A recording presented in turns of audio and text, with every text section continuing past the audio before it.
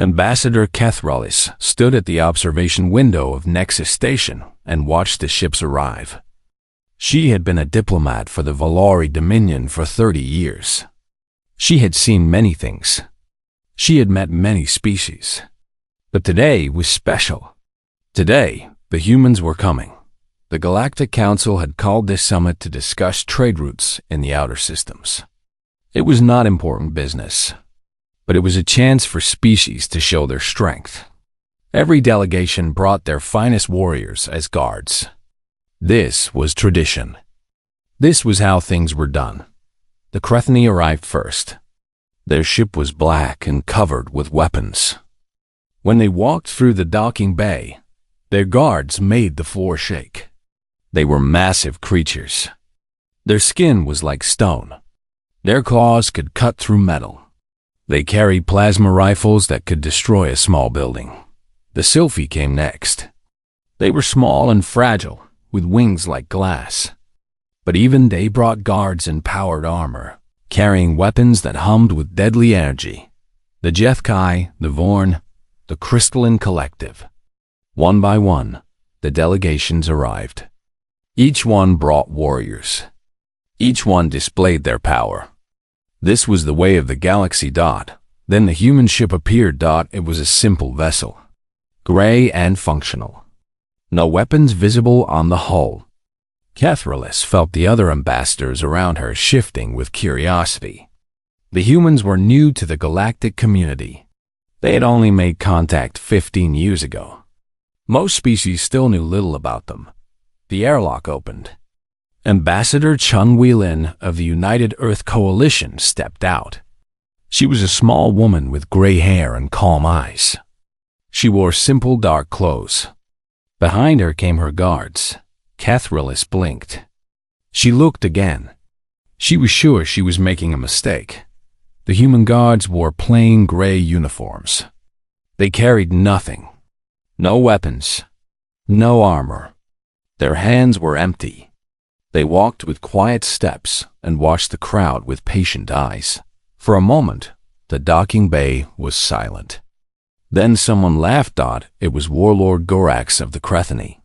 He was the military leader of their delegation. He stood 7 feet tall and weighed as much as a ground transport. His laugh was like rocks grinding together. "Is this a joke?" he said loudly. "The humans send children to guard their leaders?" Other aliens joined the laughter. The Vorn clicked their mandibles in amusement. Even the peaceful Sylphi seemed embarrassed for the humans. Perilous watched the human ambassador. Chun Wei-Lin did not react. She did not explain. She simply smiled a small smile and walked forward, as if nothing was wrong. One of her guards was a woman with dark skin and short hair. Her name tag read Torres. She moved past the laughing aliens without looking at them. Her face showed nothing, but Perilous noticed her eyes. They moved constantly, watching everything, missing nothing. The reception hall was full of delegates. Servants brought food and drinks. Guards stood behind their masters with weapons ready. The humans found their place near the window and stood quietly. Perilous found herself walking toward them. She was curious. The humans confused her. "Ambassador Chun," she said with a polite bow. "I am Perilous of the Valori. May I ask you something?" The human woman turned to her with warm eyes. "Of course, Ambassador. Please, ask anything." Perilous lowered her voice. "Your guards, they carry no weapons. Is this a statement of some kind? A protest?" Ambassador Chun smiled. It was a strange smile, patient, almost sad. "It is tradition," she said simply. "Our diplomatic guards do not carry weapons. But why? You must know how this looks to others. They think you are weak." "Yes," Chun said. "I know." She said nothing more. Perilous waited, but the human offered no explanation. Finally, Perilous bowed and walked away. She did not understand these creatures at all. The evening continued. The delegates ate and talked, and made small deals. The Krethani drank too much fermented nutrients and became loud. Warlord Gorax kept looking at the humans and laughing. His soldiers joined him. "Look at them," he said to anyone who would listen. "Standing there like prey animals. No claws, no armor. I could kill all 4 of them with one hand." His soldiers laughed and agreed. The warlord's eyes became dark with drink and pride. Perilous watched from across the room. She saw one of the human guards, the woman called Taurus, glance at the Krethani. Just a quick look. Then she returned to watching the room. If the mockery bothered her, she did not show it. The reception ended late. Delegates returned to their quarters. Guards changed shifts. The station became quiet. Perilous could not sleep. She kept thinking about the humans. Something was wrong. Something she could not name. The humans did not act like prey. Prey was nervous. Prey watched the predators with fear. The humans watched everyone the same way, as if they were measuring, as if they were waiting. She was still awake when the alert came. There had been an incident in the service corridors. Someone was hurt. Security was responding. Perilous left her quarters and followed the sound of voices. She found a crowd of guards and medical staff gathered around a doorway. She pushed through them and stopped. Warlord Gorax lay on the floor. His massive body was twisted in an unnatural position. His breathing was rough and painful. His eyes were open, but they did not seem to see anything. Standing a few feet away was Sergeant Taurus. Her uniform was neat. Her hands were clasped behind her back. She was not breathing hard. She was not sweating. She looked exactly as she had looked at the reception. "What happened?" Perilous demanded. A station security officer checked his datapad. "The warlord cornered the human in this corridor. We have video. He attacked her. The fight lasted 11 seconds. The officer's voice was shaking. She never drew a weapon. She didn't have one to draw." Perilous looked at Gorax. He was 3 times the size of the human. His species was bred for war. His claws could tear through starship armor. He looked like he had been hit by a transport shuttle. "Get me that video," Perilous said quietly. That night, she watched the recording 17 times. She watched the warlord charge. She watched Taurus step to the side like she knew exactly where he would be. She watched her hands move, fast and precise. She watched a creature built for destruction fall like a puppet with cut strings. 11 seconds. No weapons. No armor. Just a small human woman with empty hands. Perilous sat in the darkness of her quarters and felt something she had not felt in a very long time. She felt afraid. The humans had no weapons. But watching that video, Perilous realized something terrible. The humans did not need them. The video began with an empty corridor. Gray walls. Dim lights. Pipes running along the ceiling. It was a service area, far from the main halls, where delegates walked and talked. Sergeant Maya Torres entered from the left side of the screen. She walked with an easy pace. Her hands hung loose at her sides. She was doing a security patrol, checking the areas around the human quarters. Then, Warlord Gorax stepped out from a side passage. He was enormous. The camera made him look even bigger. His stone-like skin reflected the dim light. His eyes were wet with drink. He smiled, and his teeth were like broken rocks. "Little soft skin," he said. His voice was thick and slow. All alone in the dark, Torres stopped walking. She did not step back. She did not call for help. She simply stood and looked at him. "Warlord," she said. Her voice was calm. "You should return to your quarters. You have had too much to drink." Gorax laughed. It was an ugly sound. "You give orders to me?" A Crethany warrior? You are nothing. You are meat. Your whole species is meat. He stepped closer. He was so large that he blocked the corridor. There was no way around him. No way to run. Show me, he growled. Show me how humans fight. Show me why the galaxy should not simply eat your kind. Torres did not move. I'm asking you politely to step aside. Politely? The warlord laughed again. I have killed 50 warriors in honor combat. I burned cities on Kelith Prime. I do not understand politely. He raised one massive arm. His claws extended. Each one was as long as a human hand. I will open you up, he said. I will show everyone what humans look like inside. He swung. Perilous had watched the next part 17 times. She still could not fully understand what she was seeing. Torres moved. But it was not the desperate dodge of someone afraid. It was a small step.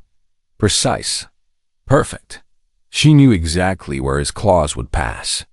She had already decided where she would be.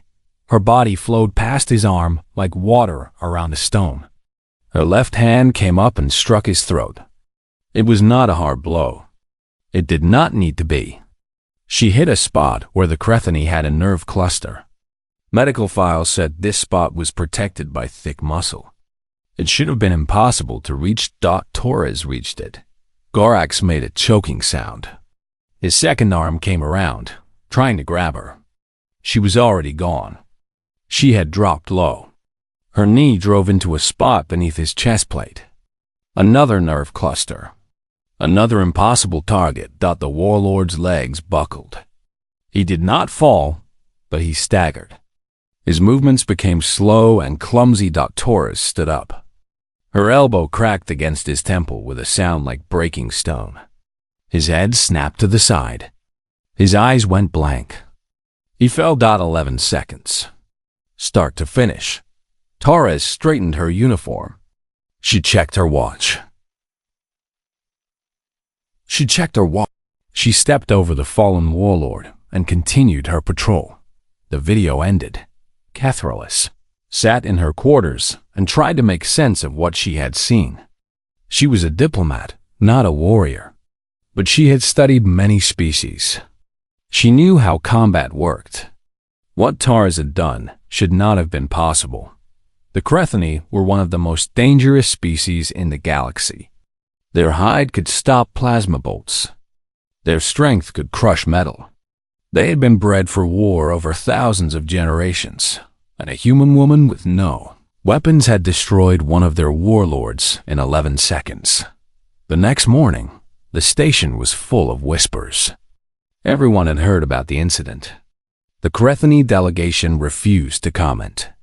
When Perilous saw their soldiers in the corridors, they did not look angry. They looked confused, lost. Warlord Gorax woke in the medical bay. The doctor said he had no permanent damage. His body would heal, but something in him had changed. When Perilous visited, he would not meet her eyes. What happened? She asked gently. He was quiet for a long time. Then he spoke in a voice she had never heard from a Crethany. It was the voice of something broken. I have fought all my life, he said. I have killed warriors from a dozen species. I know what combat is. I know what fighting is. He looked at his massive hands, his claws that could tear through armor. That was not fighting, he whispered. She did not fight me. She dismantled me. Like I was a machine that needed to be turned off. Like I was nothing. She had no weapons, Perilous said. Gorax laughed. It was a sad sound. She did not need them. That is what you do not understand. That is what none of us understand. He finally met her eyes. She was the weapon. Every part of her. Her hands, her knees, her elbows. She knew exactly what to do. Like she had done it 1,000 times before. He lay back on his bed and closed his eyes. I am a predator, he said quietly. My species has been predators for 1,000,000 years. But in that corridor, for those 11 seconds, I was not the predator. He did not say what he was instead. He did not need to. Perilous left the medical bay and walked through the station. She saw the other delegations watching her. They wanted to know what the Crethony would do. Would they demand revenge? Would they attack the humans? She found Ambassador Jin Wei-Lin in the observation lounge. The human woman sat alone, drinking something hot from a small cup. Her guard stood nearby, as calm and quiet as always. "Ambassador," Perilous said, "may I join you?" Chun smiled and gestured to an empty chair. "Please," Perilous said. She did not know how to begin. Finally, she simply asked, "How?" Chun took a sip of her drink. "How what?" "Your guard, Torres. How did she do what she did?" The warlord was twice her size. He was armored. He was armed. She had nothing. Chun set down her cup. She looked out at the stars for a long moment. "On Earth," she said slowly, "we have been fighting for a very long time. We fought predators. We fought each other. We fought every day just to survive. For millions of years, we learned how to hurt things, how to break things, how to kill things." She turned to look at Perilous. Other species evolved to be strong, to be fast, to have armor or claws or poison. Humans evolved to be clever, to find weaknesses, to never stop learning. She smiled her strange, sad smile. Every species has weak points, places where nerves gather, places where bones are thin. Humans are very good at finding those places. Then why do you not carry weapons? Why pretend to be weak? Chun was quiet for a moment. Then she said something that would stay with Perilous for the rest of her life. Because if we carried weapons, we might forget to give our enemies a chance to walk away. She finished her drink and stood. Sergeant Torres gave the warlord 3 chances to leave. He did not take them. That is why he is in the medical bay instead of the morgue. She nodded politely and walked away. Her unarmed guards followed, their empty hands clasped behind their backs, their patient eyes watching everything. Perilous sat alone in the lounge and watched the stars. She thought about what she had learned. The humans were not weak. They were something else entirely. Something the galaxy had never seen before. And for the first time, she wondered if the galaxy was ready for them. Perilous could not sleep. Every time she closed her eyes, she saw the video. 11 seconds. Empty hands. A warlord falling like a cut tree. She needed answers.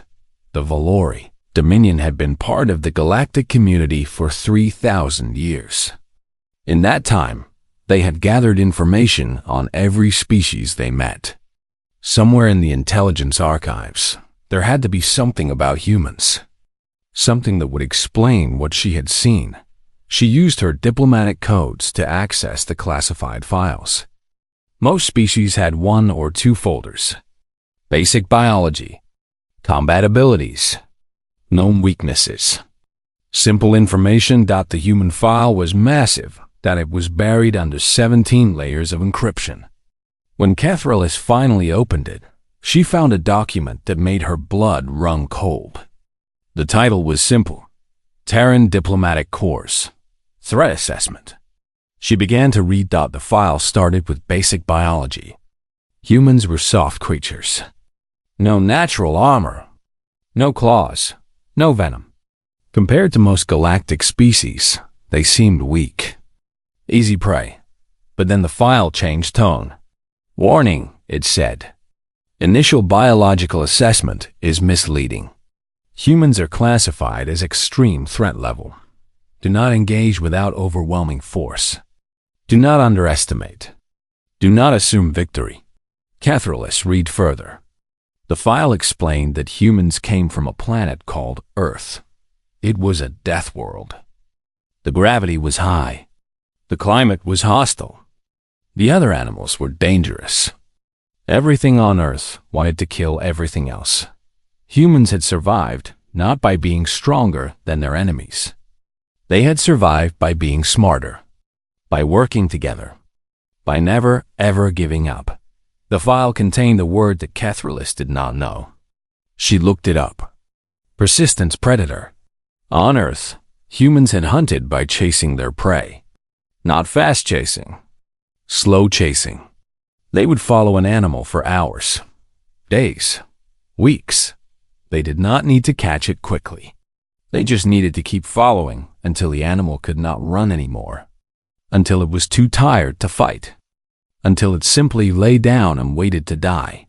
Perilous felt a chill run through her body. She had never heard of such a thing. Every other predator in the galaxy used speed or strength. Hunt, kill, eat, rest. Humans did not rest. Humans kept coming, but that was not the worst part of the file.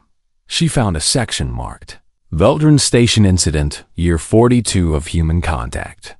15 years ago, when humans first joined the galactic community, their diplomats traveled with normal guards, soldiers with weapons and armor, just like everyone else. They had attended a summit at a place called Veldran Station, a radical group of the HFY. Hegemony did not want humans in the galaxy. They believed humans were too dangerous, too unpredictable. They decided to solve this problem with violence. 30 HFY warriors attacked the human diplomatic quarters. They had plasma weapons. They had combat armor. They had surprise on their side. The human delegation had 12 guards. Perilous read the battle report.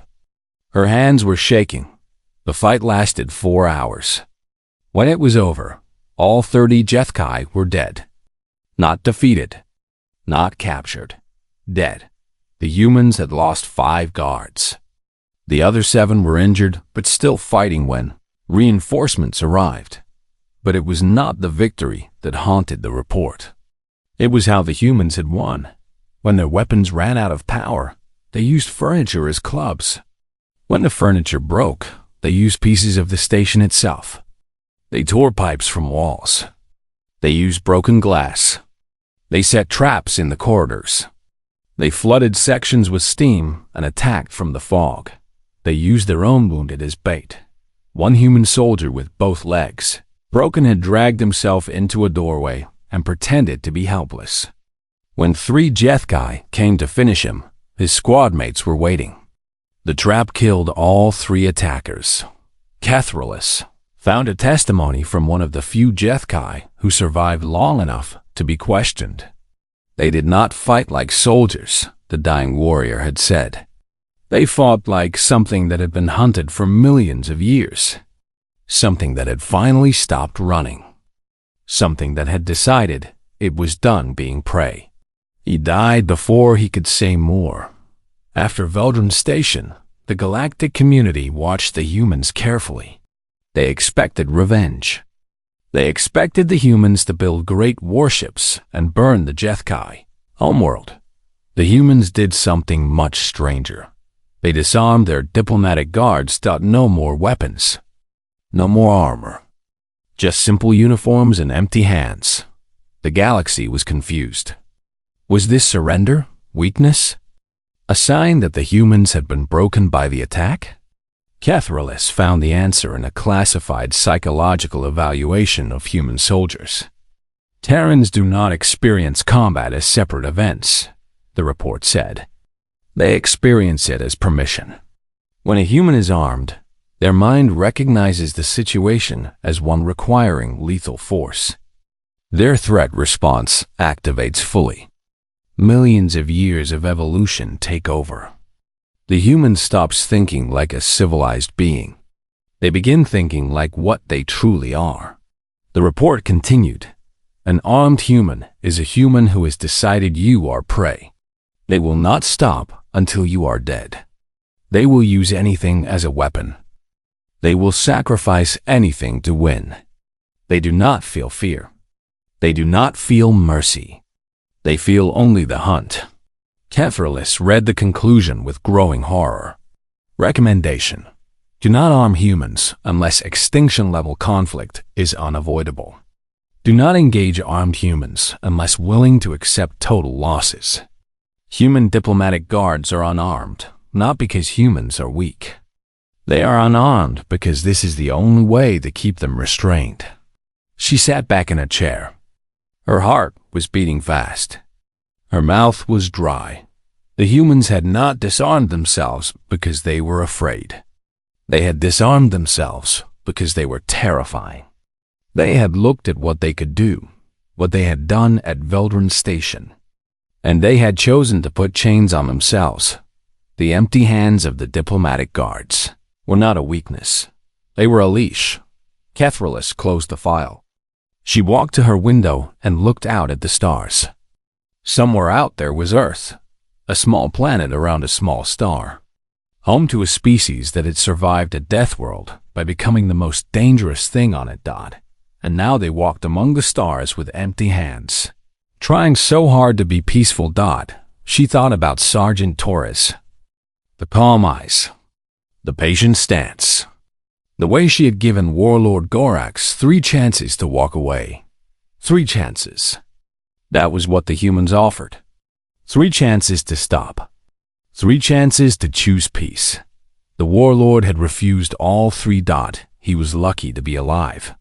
Perilous understood now. The humans were not pretending to be weak. They were pretending to be safe. Every empty hand was a promise. A promise that the humans were still trying, still hoping, still giving the galaxy chances to be better. But the files made one thing very clear. The chances were not unlimited. And if the galaxy ever made the humans stop trying, stop hoping, stop giving chances, Perilous shivered and turned away from the window.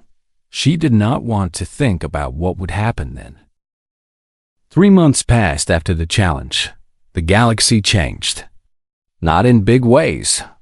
Not in ways that most beings would notice. But Perilous noticed. The Crethani stopped laughing at humans. They stopped calling them weak. When human ships passed through their space, the Crethani gave them room. When human diplomats spoke, the Crethani listened. Other species noticed too.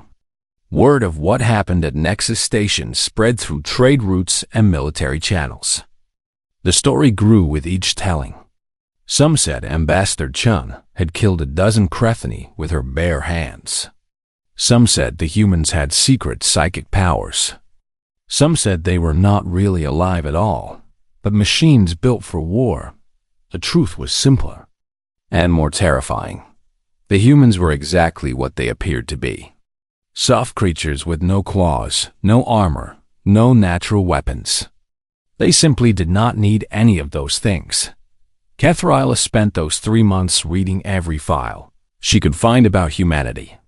She studied their history, their wars, their art, their science. She learned about their death world, their persistence hunting, their endless capacity for both creation and destruction. She learned about something called the Geneva Conventions, rules that humans had created to make their wars less horrible. Rules about not hurting prisoners, about not targeting hospitals, about treating enemies with basic dignity. She found this fascinating. No other species had such rules. War was war. You did whatever was necessary to win. But humans had looked at their own capacity for violence and decided to put limits on themselves. They had chained their own darkness. The unarmed guards were just another chain. Finally, Perilous requested a private meeting with Sergeant Torres. She needed to understand. Not from files. Not from videos. From a human. They met in a quiet observation lounge.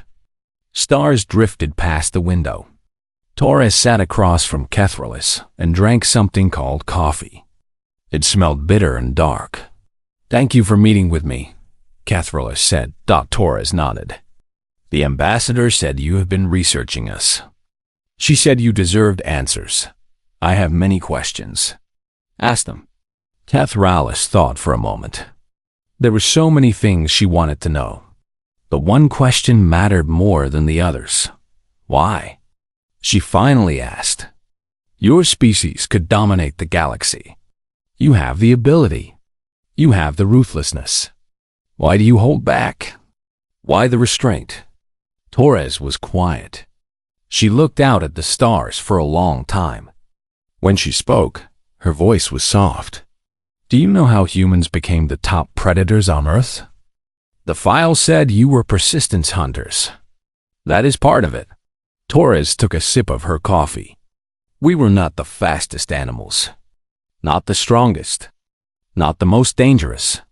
But we could do something no other creature could do. We could keep going. She set down her cup. We would find an animal. A deer.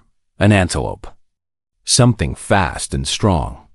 And we would start following it. Not running. Just walking. Steady. Patient. The animal would run away. It would hide. It would think it was safe. But then we would appear again. Still walking. Still coming. Perilous felt a chill. You chased them until they could not run anymore. Yes, sometimes for days. We did not need to catch them quickly. We just needed to never stop. Eventually, the animal would collapse from exhaustion. It would lie down and wait for death. And we would be there. Torres met her eyes. That is what humans are. We are not sprinters. We are marathoners. We do not explode with violence and then rest. We just keep coming. Forever. Until whatever we are chasing cannot run anymore. But you do not hunt other species, Perilous said. You trade with them. You talk to them. Because we choose to. Torres leaned forward. That is the important part. Every other predator in this galaxy evolved to hunt. It is all they know. They see prey. They attack. It is instinct. They cannot help it. She touched her chest. Humans evolved differently. Yes, we are predators. Yes, we can hunt anything. But we also evolved to think. To choose. To control our instincts instead of being controlled by them. The weapons, Perilous said slowly. When you carry weapons, you lose that control. Torres nodded. When a human picks up a weapon, something changes in their brain. Old pathways open up. Millions of years of evolution wake up and start whispering. The weapon gives us permission to hunt. And once we start hunting, she did not finish. She did not need to. We took the weapons away, Torres continued. We force ourselves to find other solutions. To talk, to negotiate, to give everyone chances to walk away. The empty hands are not weakness. They are a promise. A promise that we are still trying to be civilized. Still trying to be friends. Perilous thought about the Crethany. About Gorax, who had refused 3 chances to walk away. About Vormak, broken in 40 seconds by a 60-year-old diplomat. What happens when someone does not walk away? Torres's expression changed. For just a moment, Perilous saw something ancient behind her eyes. Something patient and terrible and utterly without mercy. Then we stop giving chances, Torres said quietly. And we do not stop until there is nothing left to chase. The words hung in the air. Perilous felt the weight of them pressing down on her. That is the secret, Torres said. She stood up and straightened her uniform. Her empty hands hung at her sides. We do not come unarmed because we are weak. We come unarmed because we are trying to be kind. We are holding ourselves back. We are giving the galaxy a chance to be better. She walked toward the door, then stopped and looked back. Pray you never see what happens when we let go. She left. The door closed behind her. Perilous sat alone in the observation lounge. She watched the stars drift past and thought about what she had learned. The galaxy was full of predators. Species that killed and conquered and destroyed. They thought they were the most dangerous things in the universe. They were wrong. The most dangerous thing in the universe was walking among them with empty hands and patient eyes. giving them chances. Hoping they would take them, Perilous made a decision. She would go back to her people. She would tell them what she had learned. She would make sure the Valori understood to be kind to the humans. Trade with them fairly. Treat them with respect, not because they were weak, because they were, holding back a darkness that had eaten everything that challenged it for millions of years.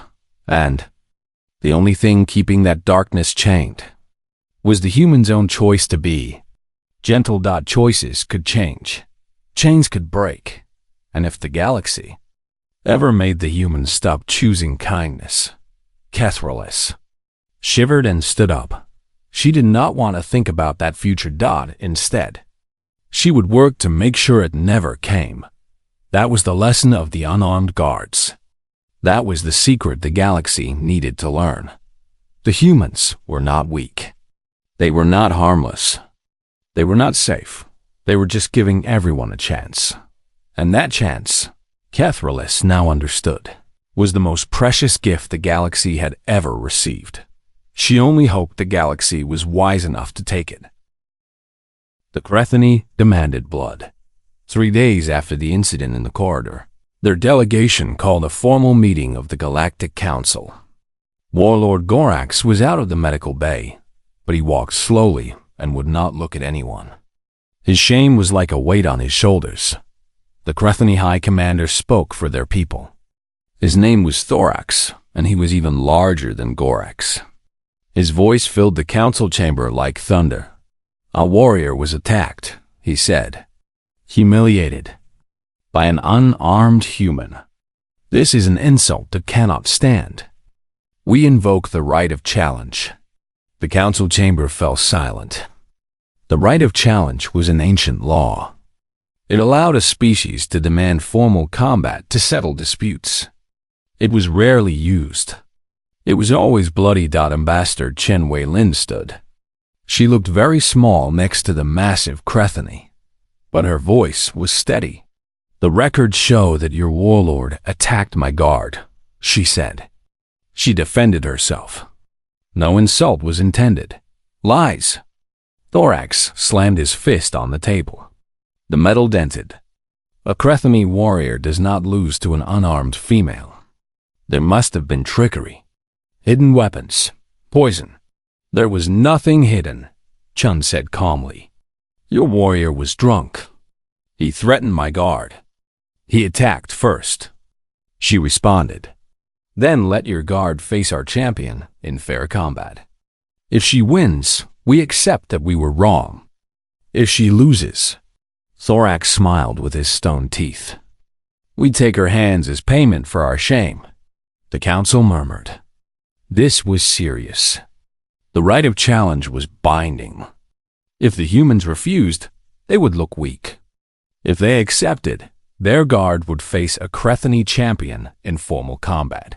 Chum was quiet for a moment. Then she spoke. I will not let my guard fight. Thorax laughed. Then you admit weakness. The humans are cowards. I did not say we would not accept the challenge, Chan said. I said I would not let my guard fight. She paused. I will fight instead. The chamber erupted in noise. Every species was talking at once. Perilous stared at the human ambassador in disbelief. Chen Wei-Lin was 60 years old. She was a diplomat, not a warrior. She was offering to fight a Crethani champion. It was suicide. Thorax looked surprised, then pleased. You? The old female? You wish to die for your servant's honor? I wish to show you something, Chun said simply. Do you accept? The Crethani commander laughed again. I accept. Tonight, in the arena. Tribune Vormak will be our champion. He has won 74 honor duels. He has never been defeated. Chun nodded. I will be there. The news spread through the station like fire. Every species wanted to watch. By evening, the combat arena was full. Thousands of beings from 100 worlds crowded the seats. They expected a quick death. They expected to see a human broken and bleeding. Perilous found a seat near the front. She did not know why she was here. She did not want to watch the ambassador die. But she could not stay away. Tribune Vormak entered first. He was a monster. His armor was black and covered with the symbols of his victories. He carried a plasma-edged glaive that hummed with deadly energy. The blade could cut through starship armor. One hit would be enough. The crowd roared for him. Krethanin Vorn Jethkai. They all cheered. They all wanted to see human blood. Then Ambassador Chen Wei-Lin walked into the arena. She wore her diplomatic robes. Dark fabric. Simple design. She carried nothing. No weapon. No armor. Not even gloves. The crowd fell silent. They did not understand. Was this a joke? Was she truly planning to fight like this? Vormak laughed. It was a cruel sound. Old female, you have chosen death. But I will make it quick. I am not without honor. Chun said nothing. She walked to the center of the arena and waited. The bell rang. The fight began. Vormak moved fast. For something so large, he was quick. His glaive swept toward Chun's body in a strike that should have cut her in half. She was not there. Chun did not dodge like a warrior. She did not jump or roll. She simply walked forward, and the blade passed behind her. It was like she knew exactly where it would be. Like she had already seen this fight before. Vormak roared and swung again. And again. Each time, Chun moved just enough. Never panicking. Never rushing. She flowed around his attacks like water around stone. Then she started hitting back. Her first strike was a palm to his elbow joint. It looked gentle. It was not. The joint buckled. His arm dropped. The glaive fell from his grip. Her second strike was 2 fingers to his throat. A nerve cluster. His voice stopped working. Her third strike was a knee to the inside of his leg. He fell to one knee. Her fourth strike was an elbow to the side of his head. He fell to both knees. The crowd was silent now. They watched in horror as the old human woman took apart their champion, piece by piece. She did not hit hard. She hit precisely. Every blow landed exactly where it would do the most damage. 40 seconds. That was all it took. Tribune Vormak, winner of 74 honor duels, lay on the arena floor. He was alive, but every major joint in his body was dislocated. He could not move. He could barely breathe. Chun Wei-Lin stood over him. She was not sweating. She was not breathing hard. She looked exactly as she had looked when she walked into the arena. She looked up at the crowd, at the thousands of aliens who had come to watch her die. Her voice carried to every corner of the arena. On Earth, she said, we have a saying. Beware the fury of a patient man. She paused. The silence was complete. We send our guards unarmed because we are patient. We are still trying to be peaceful. We are still giving you chances. She looked at the Krathini section, at Thorax and his warriors, at Gorax, who would not meet her eyes. We do not want to fight you. We want to trade with you, talk with you, learn from you. We came to the stars hoping to find friends. Her voice became quiet, but somehow everyone could still hear her. Please do not make us stop hoping. She turned and walked out of the arena. Her guards fell in behind her, unarmed, patient, watching everything with those calm, terrible eyes. The crowd did not cheer. They did not boo. They sat in stunned silence and watched the humans leave. Perilous looked at the species around her. She saw something new in their eyes, something that had not been there before. Fear, not fear of weapons, not fear of strength, fear of something much worse. Fear of what the humans might become if the galaxy ever stopped being worth their patience. She stood and left the arena. Behind her, Medical teams were carrying Tribune Vormak away. He would live. He would heal Dot, but Perilous suspected that, like Gorax, something in him had been broken forever. She wondered how many more lessons the galaxy would need before it understood. The humans were not weak. They were being kind. And kindness, she now realized, was not the same as weakness. It was a choice. And choices could be changed.